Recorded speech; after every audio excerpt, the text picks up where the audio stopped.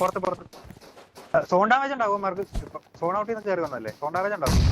Just ഒന്ന് കിട്ടിയാ zone damage കിട്ടും.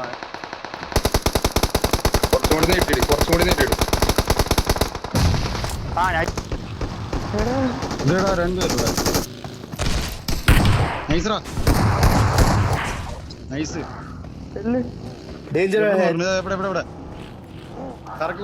വണ്ടി കറക്കൊണ്ടിരേ